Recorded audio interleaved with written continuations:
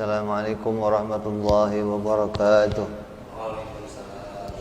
Al-Fatihah ila ruhi Sayyidina Habibina Syafi'ina Rasulullah Sayyidina Muhammad ibn Abdullah sallallahu alaihi wa alihi wa sahbihi wa azwajihi wa dhurriyyatihi. Anna Allah ya'ali darajatihim fil jannah wa yanfa'una bi asrarihim wa anwarihim wa 'ulumihim wa nafahatihim wa barakatihim fid dini wa dunya wal akhirah wa yaj'aluna min hisbihim wa yarzuquna mahabbatahum wa yatawaffana ala millatihim wa yashuruna fi zumratihim bil'afiyatin wa salamatin lahumul fatihah. A'udzu billahi minasy syaithanir rajim. Bismillahirrahmanirrahim. Alhamdulillahi rabbil alamin arrahmanir rahim maliki yaumiddin. Iyyaka na'budu wa iyyaka nasta'in ihdinas siratal mustaqim. Siratal ladzina an'amta 'alaihim ghairil maghdubi 'alaihim waladdallin. Amin.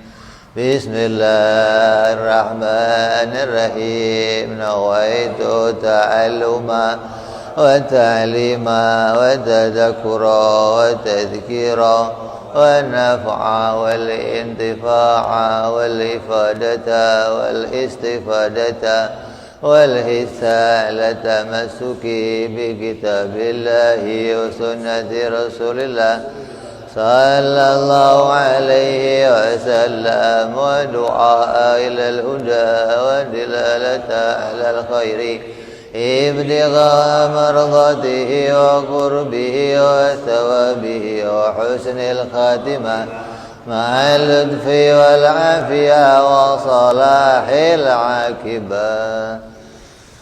Bismillahirrahmanirrahim. Alhamdulillahi rabbil alamin. Bihi nasta'inu ala umuri dunya waddin. Wassalatu wassalamu ala rasulillah Sayyidina wa habibina wa syafi'ina wa maulana Muhammadin sallallahu alaihi wa ala alihi wa sahbihi ajma'in. Amma ba'du. Wa qala musanniful kitab Hadratus Syekh Said bin Ka'miyah rahimahullah wa ghafara lahu wa liwalidayhi wa nafa'ana bihima fid darain. Allahumma aftah qulubana futuhal arifin wa bihidmatika wansur alaina birahmatika ya arhamar rahimin. Ila an qala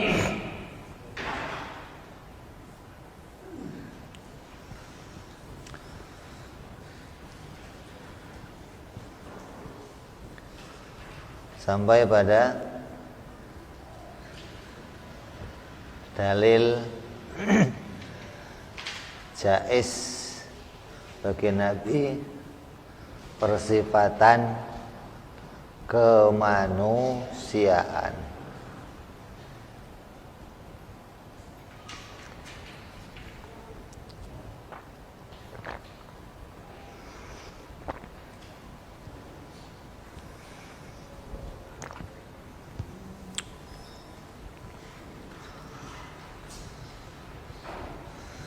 Adapun yang menunjukkan jaiznya sifat kemanusiaan pada diri para rasul, yaitu terlihatnya sifat-sifat kemanusiaan itu pada diri mereka. Jadi kalau ditanya apa buktinya para nabi itu bangsa manusia, apa buktinya para rasul itu bangsa manusia? Karena kita nggak ketemu, kita nggak ngelihat. Oh, buktinya sifat-sifat kemanusiaan itu terlihat pada diri mereka. Nah, yang melihat siapa?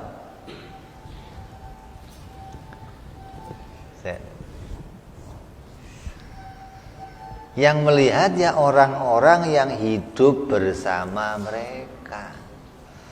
Apa sifat kemanusiaan yang dilihat oleh para sahabat?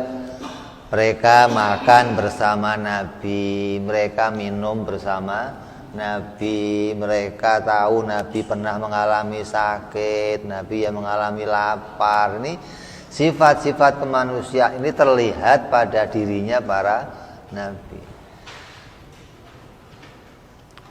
Dari Nabi Adam alaihissalam, Nabi Nuh, Nabi Idris, Nabi Saleh, terus sampai ke baginda kita Nabi Muhammad sallallahu alaihi wasallam, semua melihat sifat-sifat kemanusiaan itu pada diri mereka.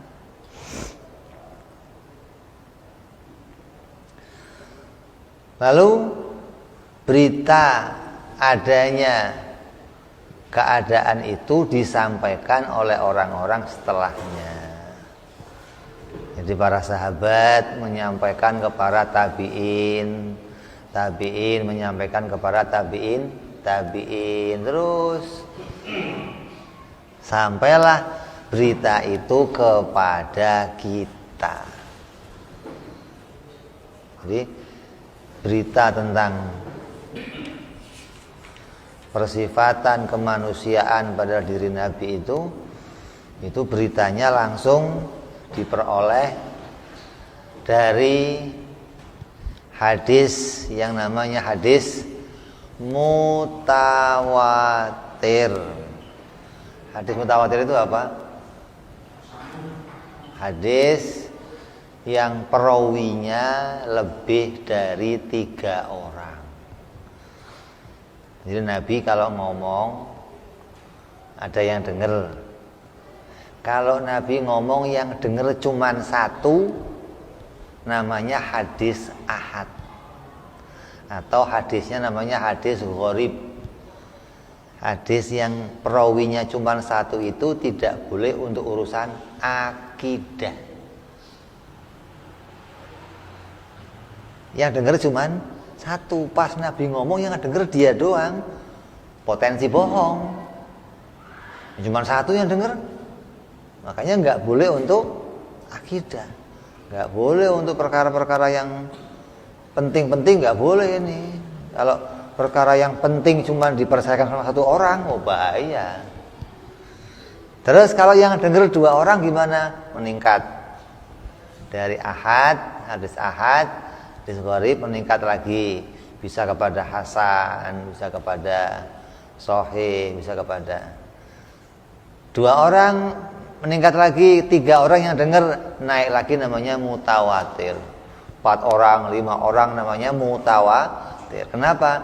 Tidak akan ditemukan bohongnya, karena yang dengar banyak, gitu loh. Apalagi ini para sahabat semua dengar, semua melihat keadaan dirinya Nabi. Enggak ada satupun yang mengatakan enggak. Ketika semua sahabat tanya, Nabi pernah makan enggak? Yang jawab enggak cuma 1 sahabat, semua sahabat jawab, oh iya. Nabi minum enggak? Oh iya. Nabi sakit enggak? Oh iya. Semua sahabat menjawab. Itu namanya hadisnya apa? Mutawatir. Hadis mutawatir ini hadis yang bisa dipakai untuk akidah. Semua hadis akidah itu pakainya dalil hadis-hadis yang mutawatir, hingga keotentikannya itu terjaga, terjamin, gitu loh. Tidak bisa ada kebohongan dalam berita-berita tersebut.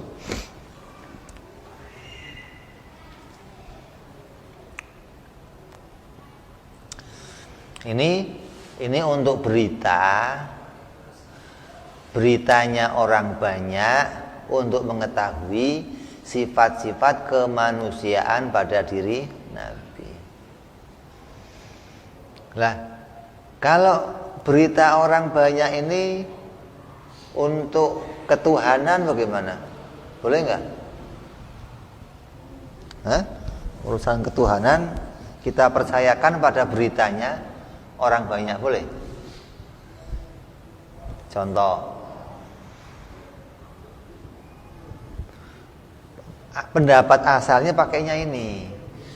Kalau orang banyak memberitakan sama, itu kemungkinan bohongnya kecil.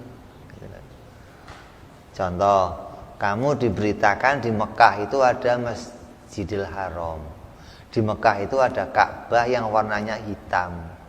Beritanya sama semua enggak? Nah, ya, beritanya sama semua, maka berita itu tidak mengandung unsur kebohongan. Kenapa? Sama semuanya. Alasannya apa kok nggak bohong? Karena orang banyak. Kalau orang banyak mau nipu kamu sendiri kan nggak mungkin. Se-Indonesia bersepakat mau nipu kamu seorang, mungkin nggak gitu? Nanti kalau Agus nanya, bilang Ka'bah warnanya hijau gitu.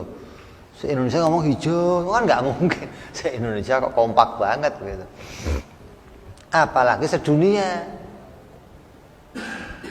Lah, kalau ukurannya orang banyak itu tidak akan ada kebohongan, nah kembalinya kepada apa?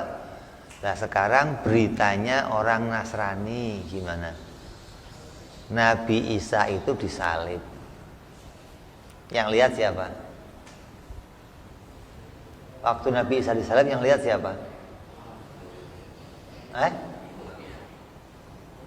Umatnya, kaumnya, masyarakatnya lihat orang yang mirip Nabi Isa disalib.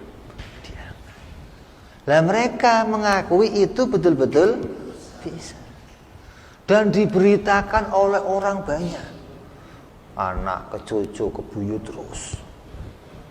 Bapak ditanya, Pak, Nabi Isa disalib enggak? Saya lihat sendiri. Mau ngomong apa kamu? Mutawatir enggak itu? Mutawatir apa enggak itu? Jadi kalau untuk urusan akidah ini mutawatir, ini masih ini mutawatir dari yang benar sumbernya atau dari yang salah sumbernya. Karena bisa jadi orang Nasrani juga begitu. Orang India cerita masalah Krishna, ya begitu mutawatir. Orang Indonesia cerita masalah Buto Cakil, ada Buto Cakil, ada apa lagi? Kancil nyolong timun. Itu juga mutawatir. Artinya yang nyeritain orang banyak, tapi nggak jelas sumbernya apa, ini ujungnya itu apa, ujungnya hayalan atau kenyataan. Jadi harus dilihat ujung, jangan cuma lihat beritanya orang banyak. Ini beritanya mungkin nggak terjadi, bisa nggak diterima sama akal, gitu dulu. Nah, kita dari awal sudah bicara Nabi itu boleh saja bersifatan manusia, akal terima, begitu loh. Kalau Nabi itu punya sifat kemanusiaan. Lah, buktinya apa? Buktinya dilihat oleh orang-orang yang ketemu sama Nabi. Selesai. Begitu loh. Jadi asalnya akal dulu sepakat. Lah kalau Nabi Isa diangkat jadi Tuhan, akal sepakat enggak? Enggak. Walaupun yang beritain banyak, akal enggak terima, gitu loh.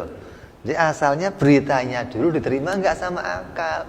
Kalau sudah akal enggak terima, walaupun yang beritain banyak, enggak mungkin ini, gitu loh. Nah kalau beritanya Nabi bagaimana? Akal terima dulu, Nabi boleh bersifat manusia.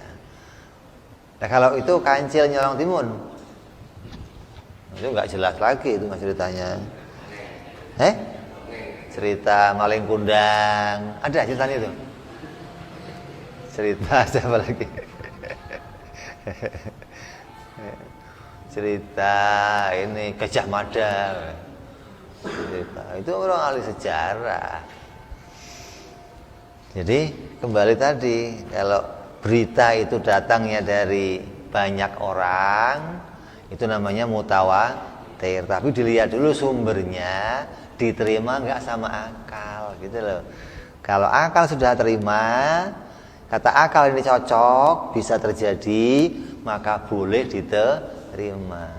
Kalau akal sudah nggak cocok, yang beritain banyak juga nggak kepakai, enggak. Makanya dalam ilmu hadis itu ada pelajarannya namanya apa?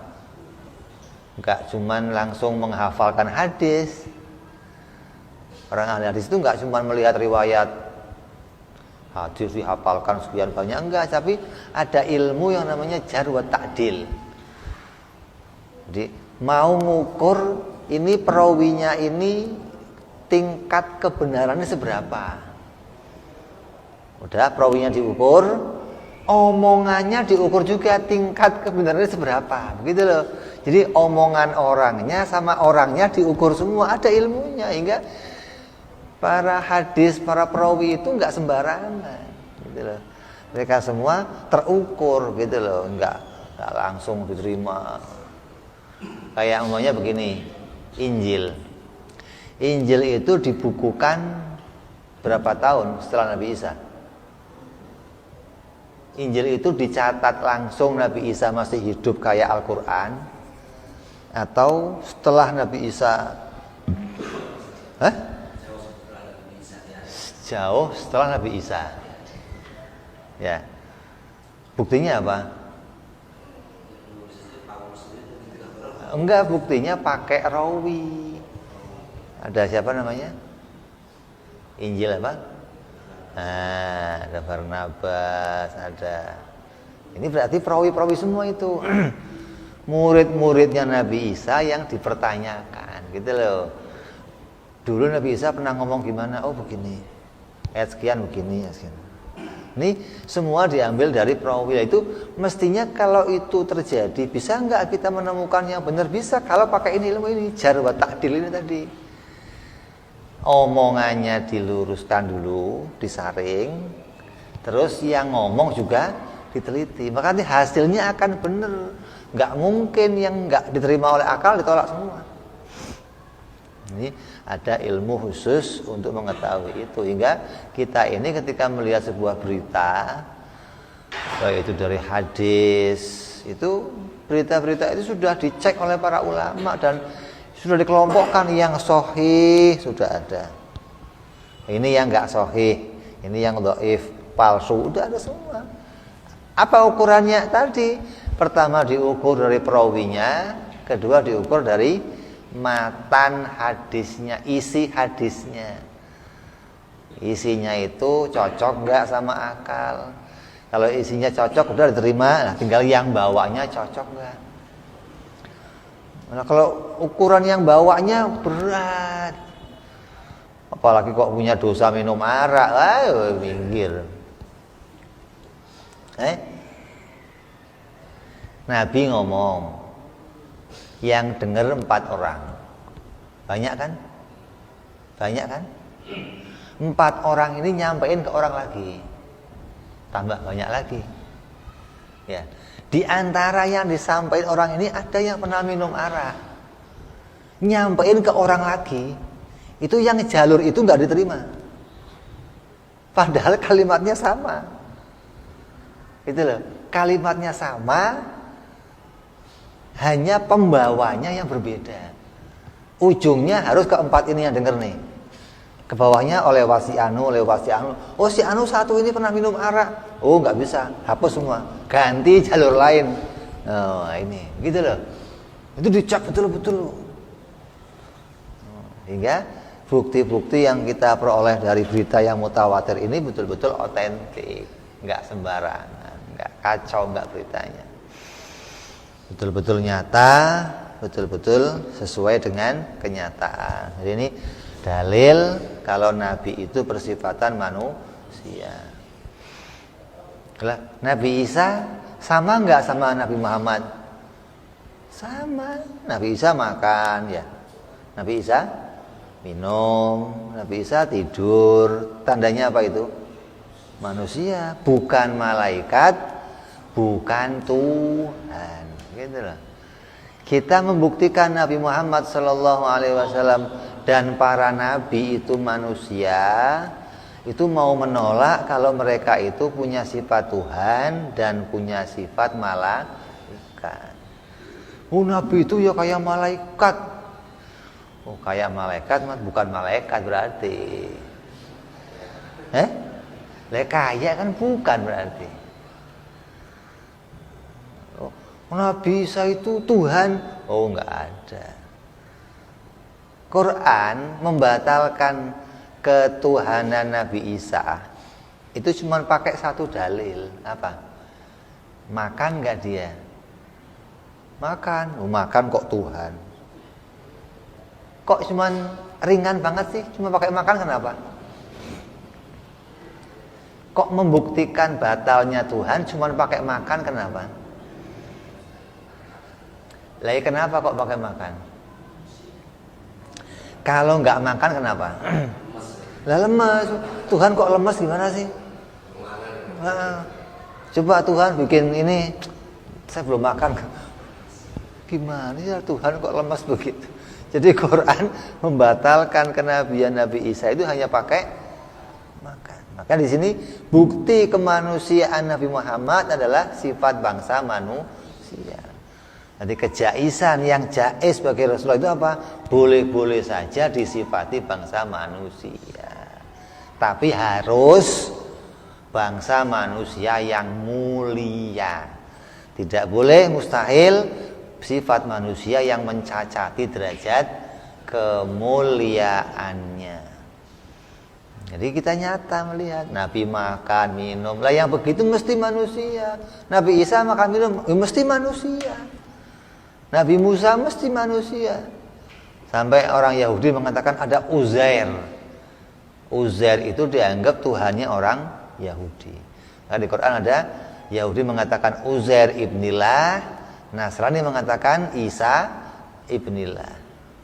Uzair anaknya Allah, Isa juga anaknya Allah. Satu orang Yahudi, satunya orang Nasrani. Uzair gimana? Ya makan. Ada lagi nabi lagi yang lebih hebat lagi. Artinya banyak nabi-nabi itu yang mukjizatnya kadang aneh-aneh. Dan semuanya walaupun aneh-aneh, ada nabi yang datang ke seorang raja menyampaikan perintah Allah. Oleh raja itu dihukum karena dia nggak senang sama nabi itu, dibunuh oleh raja itu. Tapi dibunuh tidak pernah berhasil si raja itu untuk membunuhnya. Bolak-balik dibunuh. Yang digodok, mendidih. Udah kata raja, habis mati udah. Nggak lama nongol lagi. Basah. Air mendidih berdiri. Yang dipisau, yang dipenggal, yang digantung, yang sampai 100 kali dibunuh, hidup lagi. Kan hebat ini. Kenapa enggak dia jadi Tuhan aja, ini hebat banget, enggak mati-mati. Tapi kan masih makan-makan juga. Ya makan, ya minum. Bagaimana kok Tuhan makan minum ini? Jadi enggak usah pakai dalil yang lain gitu loh maksudnya. Quran membatalkan ketuhanannya para nabi itu gampang, cuma pakai makan gitu doang. Nah kalau Tuhan kok makan, berarti kalau nggak makan kan kekurangan tenaga, lemes kan? Ada tuh yang semboyong kan? Ente bisa menciptakan macam-macam, bikin kenyang aja nggak bisa. Bagaimana sih? Ada Tuhan kok punya kebutuhan? Tuhan itu nggak punya kebutuhan, begitu loh bicaranya. Tuhan itu istighna, nggak butuh segala. Nah kalau masih butuh makan, ini bukan Tuhan. Bagaimana sih ini membicara yang pantas disembah, yang berhak disembah harus yang istighna ul ilah an kulli ma siwa waftikaru kullu ma adahu ilai. Itu baru namanya Tuhan. Jadi semua yang bersangkutan dengan sifat-sifat kenabian yang wajib bagi para nabi sudah kita bicarakan satu persatu dan sudah kita buktikan dengan dalilnya masing-masing satu persatu. Berarti selesai pembicaraan mu'taqad yang dikukuhkan bagi yang dikhususkan bagi para rasul, yaitu yang wajib ada 4, yang mustahil ada 4, yang jaiz ada 1, lawannya juga 1. Jadi jumlahnya 10. Kalau di Malaysia, saya ikut grup Malaysia, grup ini, Telegram. Ada guru-guru yang ngajari tauhid di sana. Kita wajib tahu Allah itu yang wajib, yang mustahil, yang harus. Bingung saya ini kok ada wajib, mustahil, harus. Jadi nggak tahu jaiz, jaiz itu kata mereka itu harus. Wajib, mustahil, harus. Mupeng saya ini apa maksud? Emang nggak cocok ngajinya jauh-jauh. Udah nggak paham saya. Kok harus loh maksudnya? Kok nggak pakai jaiz? Lah masa harus? Iya. Jadi harus di situ kita maksudnya harus tahu apa yang jadi hak-haknya Allah pada perkara jaiz gitu kan.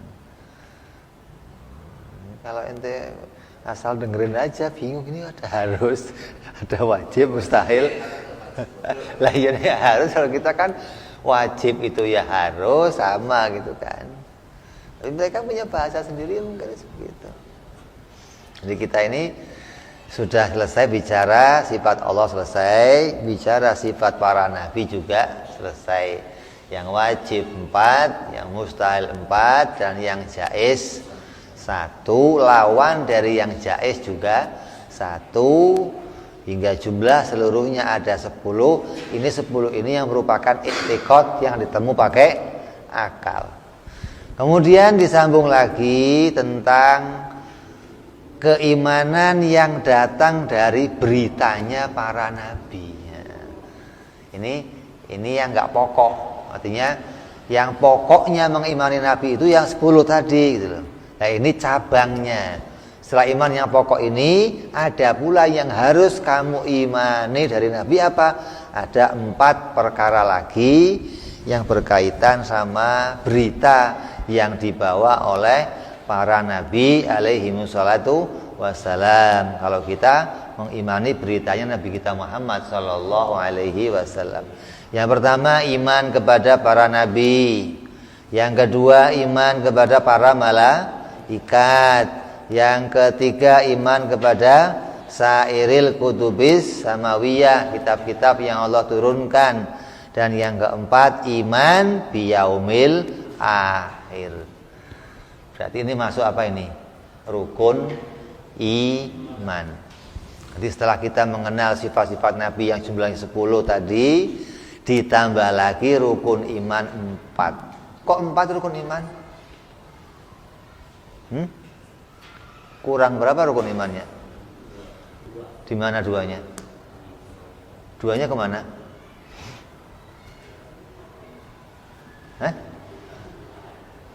Yang 2 kemana?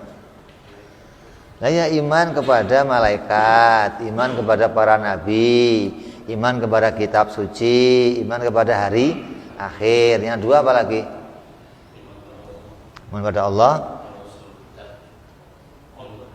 takdir. Iman kepada Allah dan takdir kemana ini?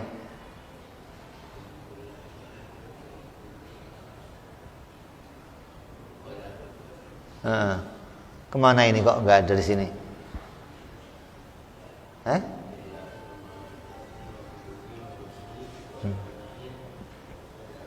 Qadar. Berarti yang belum berapa? Yang diberitakan di sini cuma 4. Nanti kurang berapa? Kurang 2. Yang 2 kemana? Yang 2 masuk ke la ilaha illallah. Kan yang pertama iman kepada Allah. Kamu sudah bicara la ilaha, masa diberitain lagi harus iman adanya Allah? Ya enggak usah, kamu sudah tahu Allah, kenal Allah, tahu dalilnya Allah. Jadi enggak termasuk yang diberitakan di sini gitu loh. Artinya iman tentang Allah itu bukan berita. Beda sama iman tentang para malaikat, itu berita. Iman tentang nabi-nabi sebelumnya itu berita. Iman tentang hari akhir berita. Kalau iman tentang adanya Allah bukan berita. Adanya Allah kok berita? Adanya Allah itu nyata, harus ditemukan. Kalau namanya Tuhan itu Allah, itu berita Nabi Muhammad, gitu loh. Karena setiap akal nggak akan bisa menemukan Tuhan itu namanya siapa, nggak bisa. Kalau dianya nggak ngasih tahu, kita nggak akan tahu Allah itu namanya siapa. Nah, Allah ngasih tahu lewat siapa? Para nabi. Jadi nabi datang membawa berita tentang namanya Allah. Kalau adanya Allah nggak diberitakan sama nabi, gitu loh. Artinya orang yang punya akal normal akan bisa memahami, mengetahui kalau Allah itu ada.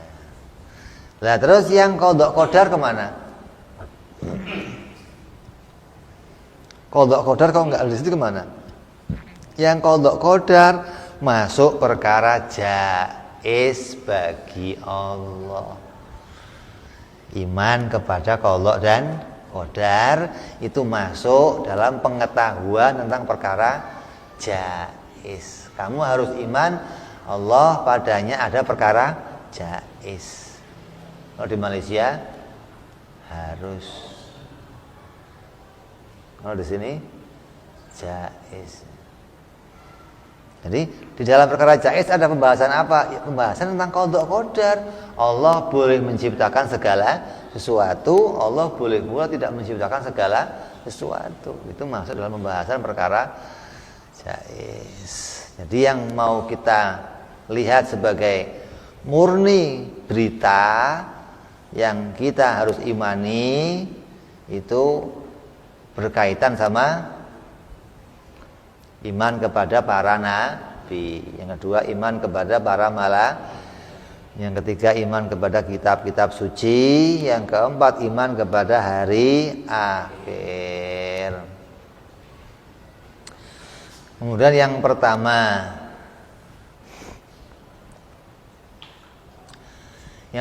iman kepada Allah. Sudah dibahas pada kalimat la ilaha illallah. Sudah kita bahas semua lengkap sampai dalilnya, sampai sifat-sifatnya, apa yang harus kamu imani tentang Allah sudah dibahas pada la ilaha illallah. Terus berikutnya iman kepada para nabi.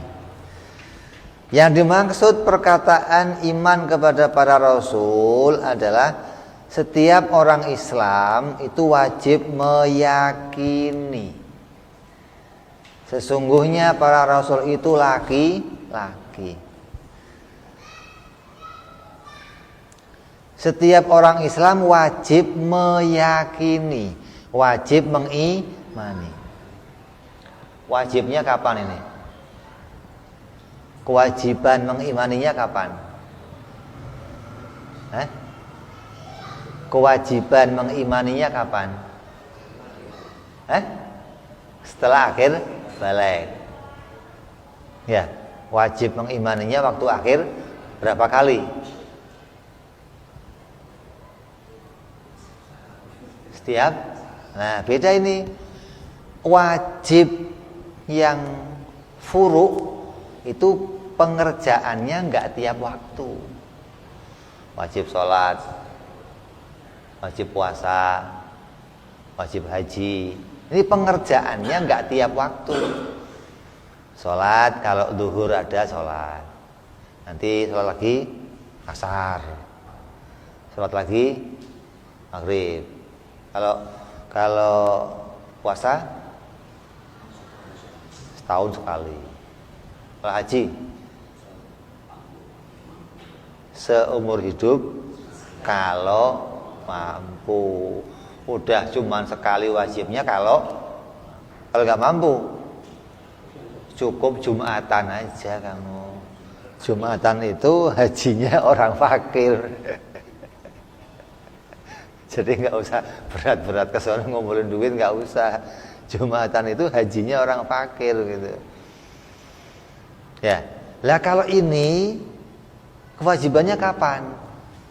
Tiap waktu sampai seumur hidup, ini nggak bisa ditinggalkan. Makanya dimasukkan dalam wajibnya, wajib usul, wajib pokok. Sedikit saja ini hilang dari kamu nggak iman lagi kepada Allah, kamu nggak iman kepada Rasul, gitu loh. Jadi pengerjaannya tiap waktu, nggak cuman waktu-waktu tertentu saja, nggak. Wajib tiap orang Islam, laki-laki maupun perempuan, mengimani atau meyakini bahwa sungguhnya para Rasul itu semuanya seorang laki-laki, nggak ada nabi perempuan, nggak ada. Ada nggak? Kecuali Lia Edan.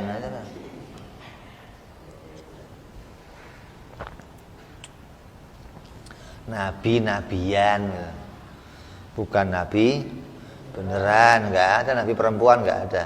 Ini menurut kesepakatannya para ulama. Walaupun banyak para wanita yang didatangi oleh malaikat Jibril. Kan yang namanya nabi itu orang yang didatangi malaikat Jibril, maka dia jadi nabi. Nah, ada wanita-wanita didatangi malaikat Jibril, tapi nggak berubah jadi nabi. Kenapa? Karena perempuan, nggak punya persyaratan untuk jadi, walaupun ketemu malaikat Jibril.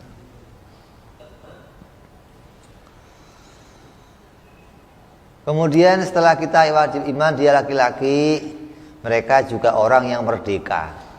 Tidak ada nabi golongan budak, nggak ada.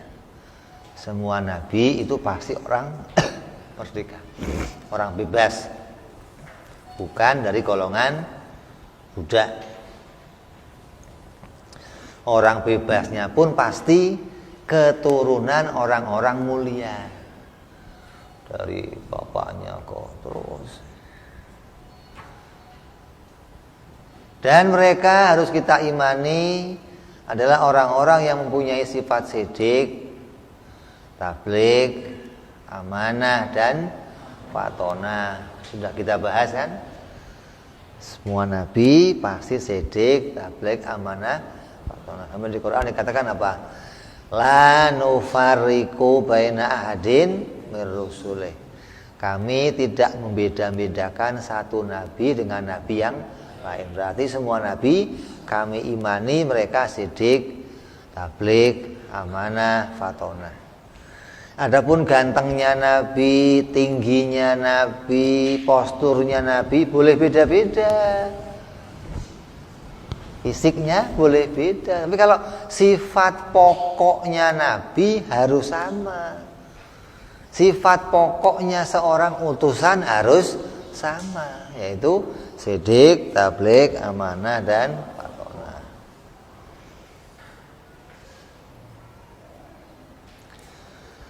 Dan mereka mendapatkan wahyu dari Allah. Berarti Rasul, seorang Rasul itu harus orang yang mendapat wahyu dari Allah. Apa rupanya wahyu yang datang kepada mereka? Rupanya wahyu adalah hukum wajib, sunnah, haram, makruh, mubah, sah, dan batal. Artinya para nabi itu membawa dua perintah, perintah taklif dan perintah wadho. Taklif ini pembebanan, wadho itu peletakan. Kata Nabi, wajib kamu sholat. Ini namanya perintah taklif. Wajib kamu sholat. Sunnah, haram kamu begini, makruh begini. Ini hukum apa? Taklif. Kalau ada hukum wajib, maka ada hukum berikutnya, namanya apa? Wadho. Kapan ngerjainnya? Ada dong. Bagaimana cara ngerjainnya? Ini namanya wadho. Nah, ada waktunya kapan, cara ngerjainnya gimana, berapa kali ngerjainnya, namanya apa ini? Wadho. Setiap Rasul mesti bawa ini. Walaupun nanti bentuknya berbeda-beda. Boleh ganti Rasul yang satu dengan Rasul yang lain, ganti perintah, boleh nggak? Boleh, karena Rasul itu statusnya apa? Dia boleh mengganti, boleh menambah. Nah, ini. Kalau Nabi nggak boleh. Nabi nggak boleh menghapus, nggak boleh menambah. Kalau Rasul menghapus bisa, menambah bisa, mengganti bisa. Jadi Rasulullah SAW itu mengganti banyak syariahnya Nabi Isa. Ganti begini, ganti begini, ganti. Boleh.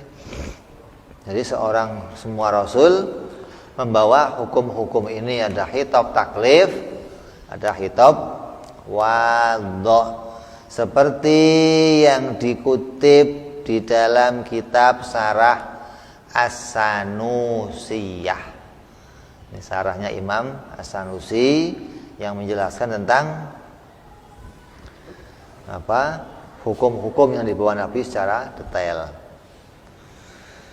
Dan juga kita wajib iman bahwa para rasul adalah manusia yang paling utama, manusia yang paling mulia di antara semua makhluknya Allah.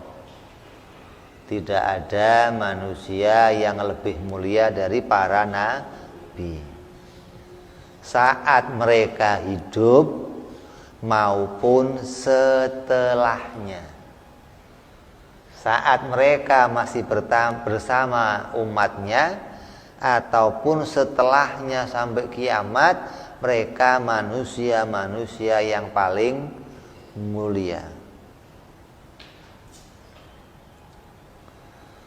Jadi kamu nggak boleh membandingkan manusia biasa dengan Nabi, nggak boleh.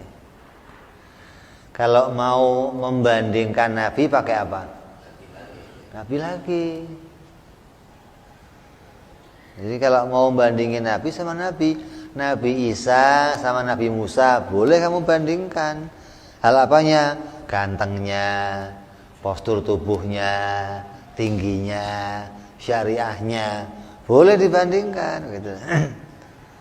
Makanya ada dalam Nabi itu ada namanya ulul azmi, manusia-manusia yang paling sabar. Ada lagi di bawahnya lagi, ada di bawahnya lagi. Ini namanya boleh ada bandingan antara Nabi yang satu dengan Nabi yang lain. Nah, kalau Nabi dibandingkan sama kita nggak boleh kayak begini. Nabi Adam aja begini, saya juga boleh begini. Ya nggak boleh. Nabi aja begitu, saya kan juga begini, nggak boleh. Kalau mau membandingkan Nabi pakai Nabi gitu loh. Jangan bandingin Nabi sama manusia biasa.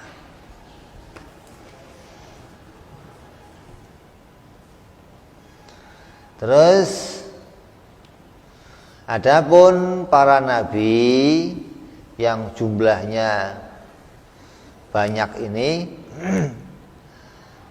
ada yang berbangsa Arab, keturunan Nabiullah Adam, seperti Nabi kita Muhammad sallallahu alaihi wasallam. Aslinya semuanya anak cucu Nabi Adam. Aslinya. Hanya saja kemudian muncul beberapa perbedaan. Ada yang warnanya udah hitam mengkilat lagi, kilong-kilong. Ada yang putih, ada yang sawo mateng, ada yang sawo gosok, ada yang coklat, ada yang kok bisa munculnya satu dari Nabi Adam. Nah ini jadinya macam-macam. Ada orang Cina, ada Arab, ada Israelia, ada orang Misri, ada orang Kipti, ada orang Suryani, ada ini. Makanya Indonesia rumpunnya apa? Melayu. Apa? Melayu apa? Melayu.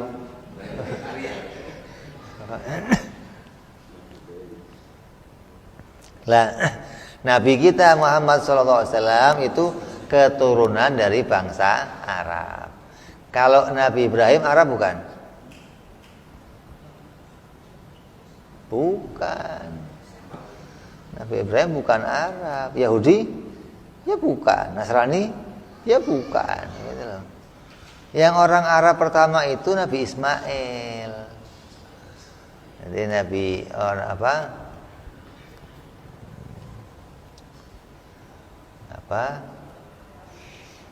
Nabi Ibrahim punya istri, ada Siti Hajar, ada Siti Sarah. Sarah itu istri pertamanya.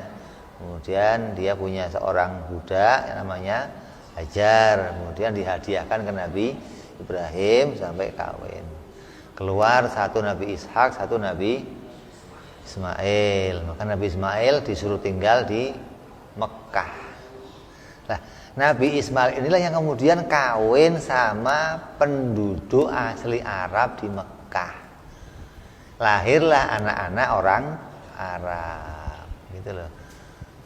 Kalau mau diaslikan lagi, oh bukan Arab juga. Oh bapaknya bukan Arab sih. Oh ibunya yang Arab, begitu loh. Ibunya yang Arab. Hanya saja karena tinggalnya di Arab, jadi Nabi ngomong saya orang Arab. Kayak saya tinggal di Indonesia, keturunan Arab. Tapi saya ngomong, Habib orang mana? Indonesia. Saya nggak ngomong saya orang Arab, masa saya ngomong saya orang Arab? Tinggal di mana, Habib? Lagoa, mana ada Lagoa orang Arab? Tinggal di Lagoa orang Arab. Walaupun keturunannya orang sono, tapi saya ngakunya orang KTP saya Indonesia, masa saya ngaku orang Arab. Tapi keturunan Arab. Lah Nabi itu begitu, gitu loh. Kalau mau diaslikan nih, Nabi Ismail itu bukan orang Arab. Nabi Ibrahim bukan orang Arab, gitu loh. Lah kok ngakunya orang Arab? Ya karena tinggalnya di Arab. Lah masa dia ngaku orang Arab itu bagaimana? Mau ngakunya orang mana? Orang tinggalnya di Arab. Ada juga yang bangsa Suryani, ada bangsa Ibrani, ada macam-macam keturunan. Tapi semuanya itu keturunan Nabi Adam alaihissalam. Adapun pengertian Nabi, ini ta'rif. Bedanya apa sih Nabi dan Rasul? Nabi punya 3 sifat. Yang pertama sidik, amanah, dan fatonah. Berapa? Kalau Rasul ada 4. Bedanya apa? Tabligh. Tabligh nyampein apa? Apa wahyunya?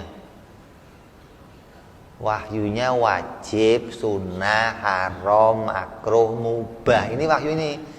Nabi enggak dapat, gitu loh. Yang nyampein wajib, haram, sunnah, makruh, mubah hanya Rasul. Kiai dapat enggak? Sama dengan Nabi. Tapi nyampein. Kata Kiai, ini haram, ini wajib. Dapat wahyu Kiai? Bukan, saya nyampein dari Nabi, begitu loh. Nah kalau para nabi tidak mendapatkan wahyu yang hukum tadi enggak, hingga enggak dapat wahyu untuk tabligh bangsa hukum yang berkaitan sama taklif dan wa'adha. Tapi dia dapat hukum untuk dirinya sendiri, rupanya nasihat, rupanya petunjuk. Dan Nabi menyampaikan hukumnya para rasul. Nah? Sama, mukjizatnya sama. Rasul punya mukjizat, Nabi punya mukjizat. Hanya bicaranya Nabi enggak menyampaikan hukum wajib, sunnah, haram, makruh, mubah. Tidak mendapatkan maksudnya, tapi menyampaikan dari Nabi, begitu loh. Bukan langsung dari Allah, enggak. Dan Nabi menjalankan yang wajib, sunnah, haram itu dijalankan oleh Nabi. Tapi dapatnya dari para rasul atau dapat dari langsung dari Allah, tapi enggak diperintahkan untuk disampaikan pada yang lain. Pribadi. Kalau rasul dapat itu dan diperintah disampaikan untuk yang lain. Dan sesungguhnya para nabi dan para rasul adalah orang-orang yang maksum. Maksum itu apa? Dijaga oleh Allah dari melakukan satu kesalahan. Maksudnya wajib mendapatkan penjagaan dari Allah, jauh dari melakukan pekerjaan haram dan pekerjaan makruh. Mereka wajib mempunyai sifat-sifat, mereka wajib dijaga dari mempunyai sifat-sifat yang menurunkan derajat kemuliaannya. Jadi Nabi oleh Allah dijaga dari dua hal. Apa? Pertama dijaga dari dosa. Yang kedua dijaga dari apa? Punya sifat yang rendah. Jadi apa? Pertama apa? Dijaga dari dosa. Yang kedua punya sifat yang rendah. Jadi Nabi itu enggak terjadi dua ini. Kemudian kemaksuman para Nabi itu mulai kapan? Nabi dijaga oleh Allah dengan dua ini mulai kapan? Mulai lahir. Jadi wajib kamu imani, Nabi itu mulai lahir dijaga dari dosa dan dijaga dari sifat-sifat yang rendah. Jadi Nabi waktu kecil umbelen enggak? Nabi waktu kecil upilen enggak? Pelekan enggak? Congekan enggak? Maksumnya Nabi dari bayi gitu loh. Jangan terus, Nabi mah kecilnya umbelen, kadang nyolong jambu segala. Setan itu bukan Nabi itu. Nabi kok nyolong jambu segala, bagaimana sih? Dari mana ceritanya begitu? Kok disamakan sama yang lain? Ini enggak maksum kalau begitu dong. Wajib kita imani maksumnya dari bayi, sejak lahir mereka dijaga oleh Allah dari dua hal. Apa? Melakukan kesalahan, berarti enggak pernah nyolong jambu. Yang kedua, dari punya sifat-sifat yang rendah, berarti enggak pernah pelekan, enggak pernah umbelan, congekan. Kan sering kamu ketemu sama orang nih, 20 tahun kamu enggak ketemu. Sekarang dia jadi lurah. Wantong ketemu kamu, saya lupa yang dulu anak si Anu, lu kan dulu suka congekan, umbelan. Itu Nabi nggak ada begitu. Kamu sekarang jadi Nabi ya? Dulu kan kamu jelek banget. Nggak ada begitu, nggak ada. Itu kita boleh begitu, Nabi nggak begitu. Jadi jangan sampai kita mengimani itu semua boleh terjadi pada Nabi. Itu pada kita bolehnya. Nabi nggak boleh begitu, nggak boleh. Terus yang berikutnya, adapun iman kepada Rasul, kepada Nabi itu ada dua. Ada iman secara ijmal, ada iman secara tafsil. Ijmal maksudnya bagaimana? Iman ijmal itu kita wajib iman bahwa Allah mengutus para nabi yang jumlahnya tak terhingga. Maksudnya jumlahnya pokoknya banyak. Saya nggak ngerti bilangan jumlahnya berapa. Jadi jangan diputuskan. Nabi itu jumlahnya sekian, Nabi Rasul sekian, Nabi sekian. Jangan. Kok jangan? Karena ulama saja berbeda kata ulama ini jumlahnya 124.000 Nabi. Rasulnya 315. Rasul berapa? 315 orang. Nabinya 124.000. Ada yang mengatakan lagi 25.000, ada yang mengatakan lagi 75.000, ada yang mengatakan 100.000. Berarti ulama berbeda pendapatlah. Ketika berbeda masalah ini, yang paling aman gimana? Yang paling aman cukup kita katakan banyak. Selesai. Lebih dari 25 gitu loh. Jadi Allah mengutus para nabi dan rasul jumlahnya lebih dari 25. Nah, yang lebihnya dari 25 itu kita nggak perlu tahu namanya satu per satu. Pokoknya ada, jumlahnya banyak. Nah, kita ini di dalam hidup kita ini nggak populer memberi nama anak kita nama nabi. Kalau di dalam Yahudi sering nama anaknya Abraham, Moses, ya, David, terus Isa, jelas itu, Mikael itu malaikat. Ada lagi Yosua, nabi itu cuma kita nggak ada nama Yosua. Nama siapa itu? Yosua itu nabi kok siapa? Daniel, nabi itu. Kita nggak populer itu, gitu loh. Hingga anak kita kadang nggak ngerti ini nama nabi atau bukan, gitu loh. Kita hanya tahunya nabi itu 25, jangan begitu. Wajib iman nabi itu nggak cuma 25, tapi banyak. Kita nggak boleh menjumlah jumlah ini, jangan, takutnya nanti nambahin atau mengurangi. Jadi kita wajib iman secara ijmal bahwa Allah mempunyai para nabi yang jumlahnya banyak yang tak kita ketahui berapa jumlahnya.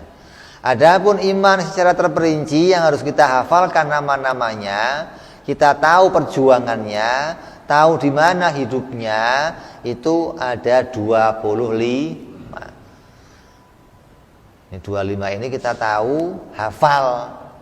Kalau nggak hafal gimana? Kalau nggak hafal dosa. Kalau sampai nggak tahu, kata sebagian kafir. Coba ini. Nggak tahu begini. Nabi Ibrahim itu nabi bukan? Nggak tahu saya. Oh, bahaya ini. Sebagian ngomong dosa, sebagian ngomong kafir. Kenapa? Ini iman pokok. Ini keimanan yang pokok. Bukan kewajiban yang cabang, bukan. Ini kewajiban yang pokok. Yang nggak boleh berkurang kewajiban yang kamu kerjakan. Iman pada 25 ini pokok, gitu loh. Kalau kamu nggak hafal, dosa. Nah, tapi saya nggak hafal urut-urutannya, Pip. Nggak apa-apa, yang penting hafal 25. Lah, kalaupun nggak hafal, terus gimana? Kalau disebutkan namanya, kamu tahu, oh itu nabi. Nah, itu loh. Dibantu sama orang namanya Musa gimana? Nabi. Isa nabi. Ibrahim nabi. Sugeng bukan, Pak, itu. Solihin, oh bukan, Pak, itu, Pak. Ini tahu begitu loh, jangan terus oh nggak tahu itu saya nabi kayaknya itu, Pak. Nah, ini yang nggak boleh begitu, gitu loh. Jadi kamu walaupun nggak hafal satu persatu urutannya, tapi ketika disebutkan namanya tahu.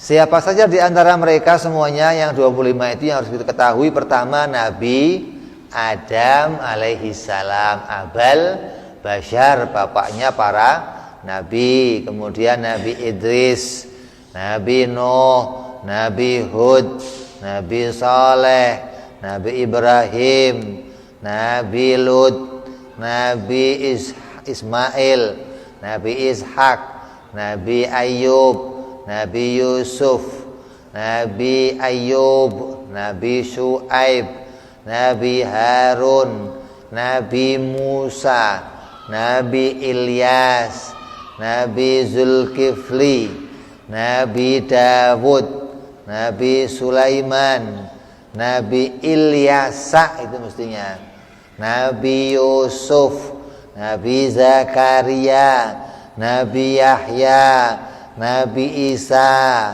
Yang terakhir baginda kita Nabi Muhammad sallallahu alaihi wasallam. Kalau di dalam kitab Aqidatul Awam ada nazomnya itu ya, dinazomkan satu persatu nama-nama itu hingga gampang diapalkan.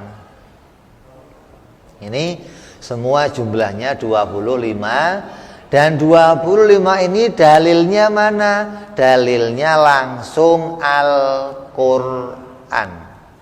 Quran langsung yang menceritakan tentang nama-nama mereka disebutkan satu persatu oleh Allah, sehingga nggak ada lagi keraguan kita tentang 25 nama ini jelas ada dalam Al-Quran. Sebatas inilah kita wajib mengimani tentang para nabi. Jadi bukan imannya pokoknya saya iman Allah itu punya nabi banyak, nggak cuma jumlahnya aja yang harus tahu. Harus tahu keadaannya, mereka orang mana, mereka maksum apa enggak, bagaimana keadaan diri mereka. Ini harus tahu hingga iman kita pada mereka tidak menjadi iman yang rusak, iman yang kurang atau iman yang salah. Mudah-mudahan hati kita terus dijaga oleh Allah, diberikan iman yang kuat, iman yang kokoh, iman yang terus membawa kita pada keselamatan dunia sampai ke akhirat nanti. Amin ya rabbal alamin. Kita sambung yang akan datang bicara iman kepada para malaikat insyaallah. Wallahu a'lam bishawab. Ila hadratin nabi. Fatihah. A'udzubillahi minasyaitonir rajim. Bismillahirrahmanirrahim. Alhamdulillahi rabbil alamin arrahmanir rahim maliki yaumiddin. Iyyaka na'budu wa iyyaka nasta'in ihdinas siratal mustaqim siratal ladzina an'amta 'alaihim ghairil maghdubi 'alaihim waladdallin. Amin. Ya Rabbana i'tarafna bi annana qatarafna wa anana asrafna ala Allah asrafna fatub alaina tauba taghsil kulli hauba wastur lana aurati wa amin rawati wa ghfir li walidina rabbi wa mauludina wal ali wal ihwani wa sairil hilani wa kulli dhi mahabba au jiratin au suhba wal muslimina ajma amin rabbi isma fadlan wa judan manna